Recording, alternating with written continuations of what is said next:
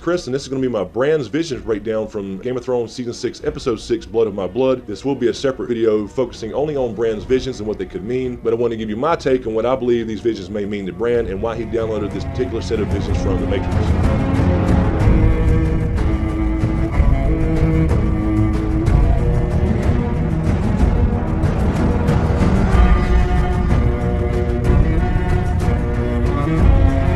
Alright, so basically Bran had 3 sets of visions here, and they came between shots of the whites chasing Mira and Bran through the woods. She's still dragging him on his sled. Hodor obviously couldn't hold the door that damn long, and they were a lot of repetitive stuff, but I think it kind of had an overall theme. But I do want to go through some of these that do repeat and kind of give you my idea of why they're there in the first place. So in this first set of visions, we had the Night's King, then we had pyromancers making wildfire. This looks to be in the old days during the Mad King's reign.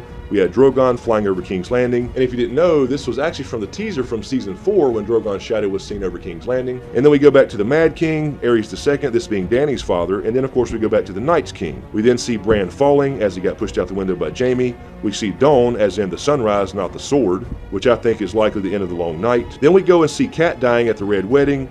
Again, we see Drogon flying over King's Landing. We see Dany after she birthed her dragons in the fire. And then we see the Night's King and the baby turning into a White Walker. And then these visions start to repeat. We see the Pyromancers again, the dragon again over King's Landing, the Mad King, and then the Night's King. And then we see one more set of repeating visions with Cat dying at the Red Wedding, the dragon over King's Landing, Dany birthing her dragons, and then the Night's King turning Craster's baby into a White Walker. And then it ends with Ned getting his head chopped off. And then in the next set of visions, we see the dawn again. We see another repeat set of visions after that with Drogon flying over the city, Dany hatching her dragons, the Night King turning the baby into a White Walker, which was Craster's son. And then we see a vision of ravens, and this is from probably Season 4 when Sam and Gilly were running from the White Walker when he actually killed the White Walker. We see the roots of the weirwood tree. We see the pyromancers again, the Mad King screaming burn them all. Then we see wildfire burning in King's Landing, and remember this hasn't happened yet, and this is also what Jaime saved from happening when he killed Aerys during the sack of King's Landing. Then we see Jaime approaching Aerys II, the Mad King, on the Iron Throne as he walks towards him. And then we had 2 standout scenes here, and this is young Ned at the Tower of Joy asking where's my sister, and then immediately after we see a bloody hand, and I looked a few times, this is definitely a female hand, so this is more than likely Lyanna's hand at the Tower of Joy in her bed of blood. And then we go back and see Jaime stabbing the Mad King. We see the Red Wedding as Robb dies. We see a raven as in the Three-Eyed Raven.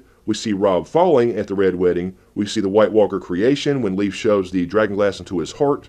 We see Jon fighting the White Walker at Hardhome, probably letting Bran know about Valyrian steel here. And then we see Jaime sitting on the Iron Throne, and this would have been right before Ned walks in. He thinks he's making a power play, but in reality Ned didn't know the whole story, and Jaime actually saved the entire city from the Mad King screaming burn them all, and that's why Ned and Jaime never had a good relationship. And then we see more wildfire burning in the crypts below King's Landing, likely where it's stored. And then another repeat set of Drogon over King's Landing, Dany again hatching her dragons, the Night King again, the shadow of Jaime killing the Mad King. Then we see more ravens flying towards the camera. Again, a shout out possibly to Cold Hands because ravens did follow him around in the books. Then we see Leaf. Then we see Jaime again. And then we see wildfire kind of burning down the hallway as it kind of advances towards the camera. And then finally we have a third set of visions, and these seem to all be related to the creation of the White Walker army. And this is what Bran is learning here, I think. We have the White Walkers creating the Whites at Hardhome as the Night King raises his arms. We see the Hardhome attack by the Whites. Then he sees his own last vision in the Lands of Always Winter where he saw the army of the dead and he was touched by the Night King. And then Bran wakes up. So what the hell is going on here? Why show us all this shit, and why is Bran downloading this particular information from the Matrix? So basically what I think is going on here is we see these themes throughout these visions that are repeated several times, and these are themes of ice and of fire. As far as the ice theme goes, we see the Night's King, we see the creation of the White Walkers, we see Bran learning that White Walkers are created from human babies as well as far as Craster's sons. Bran had never known this information. All he had saw was the original origin story of the original Night King. He's seen the creation of the zombie army as far as the Whites go and how they're raised from the dead at Hardhome. And then as far as the fire theme of these visions, we see pyromancers, we see the Mad King screaming burn them all,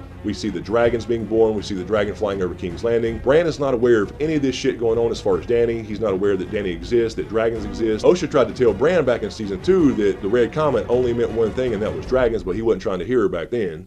Ain't nobody got time for that. So you had these two themes of ice and fire. You had his parents dying, you had himself falling out of the window and how he got there in the first place. And you also had dawn as far as the sunrise, and I believe this is probably the end to the long night. So what the hell does all that mean? Well, I think it basically means that Bran is getting all the information here as far as putting together the pieces of the puzzle. He needs to know here that other than dragonglass, there are other things that can stop the White Walkers, and that would be wildfire, and more specifically dragons and dragonfire. So he's seeing all these Targaryen fire type things throughout these visions, and he's also seeing the key players players as far as who can help him get this done. We see the reference to the Tower of Joy and Lyanna, and that's obviously a reference to Jon Snow. And he's also seeing Dany here for the first time. He has never had any idea that Dany existed. So to me, what he's getting here is all the information he needs to get in contact with the right people as far as Jon and Dany. So I think that since Bran has no magical ability to control anything in the present as far as, you know, shooting fireballs out his ass, that he will in fact have to contact Jon in some way and get Dany involved. So I think his primary role from this point forward is to put together all this information, and I think he's going to be the one to end up getting Dany into the fold. Once she comes over, she's going to be seen as a conqueror for a little while,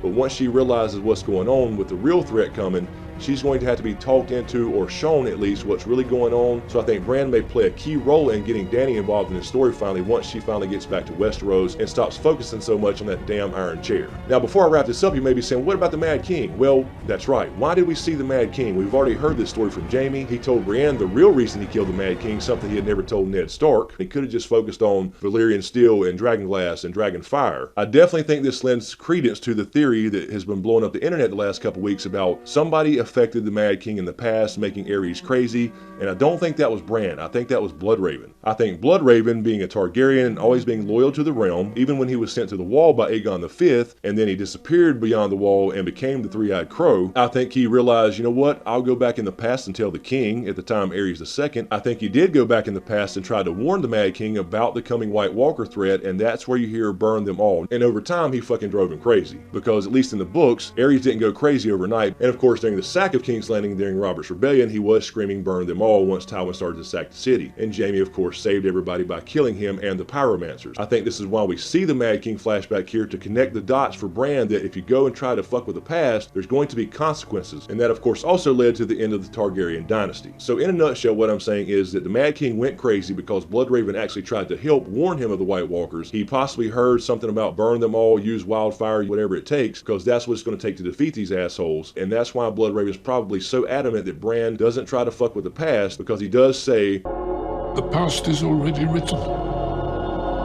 The ink is dry." And now Bran's kind of seeing that. He's got to realize that he has all the tools and all the people to use those tools, and he just has to get them in the right place at the right time. He's just got to decipher the code. So anyway, that's what I think about the visions. I just don't see any other reason here to show the Mad King and Jaime killing the Mad King and the wildfire and all that good stuff for any other reason. Anyway guys, I hope that makes sense. I hope that helps a little bit with those visions. Let me know what you think in the comments below. Again, I will be doing the full episode breakdown as well, so keep an eye out for that. In the meantime, you can click here on the last video I did with James from Daily Use of Sports Trivia, and that was the last Q&A we did, as well as the discussion about episode 6. And as soon as I get the episode 6 breakdown done, I'll put a link to that in the description below, so you can check that out as well as an annotation at the end of this video. So again, thanks for all the support, you guys. Be sure to subscribe to get everything. Thanks for watching, and we'll see you next time.